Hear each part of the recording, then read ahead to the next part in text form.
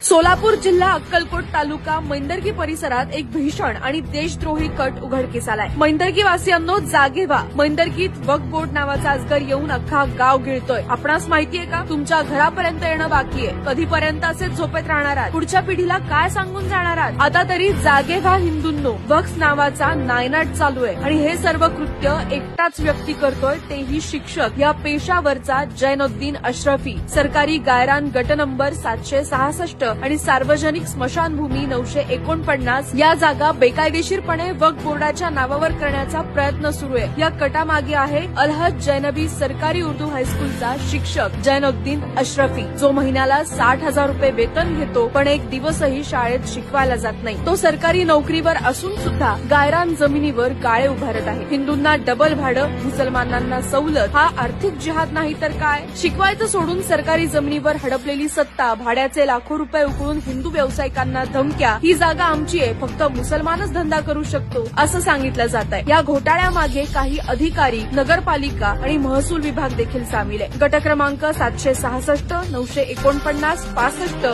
जुना 631 आणि नवीन 540 आणि 699 या सगळ्या जागा वक्फच्या अजगरानं गेल्यात। मैंदर्गी वासियांनो, अजूनही वेळ आहे, जागे व्हा। जर आत्ताच आवाज नाही उठवला तर उद्या तुमच्या घरावरही हा अजगर चढेल। आमची मागणी ठाम आहे, जैनुद्दीन अशरफीवर FIR दाखल करा, वक्फ बोर्डाच्या नावाने झालेली जमीन छेड रद्द करा आणि दोषी अधिकाऱ्यांवर कारवाई करा, नाहीतर संपूर्ण हिंदू समाज रस्त्यावर उतरेल, हे लक्षात ठेवा। जय श्रीराम, जय हिंद।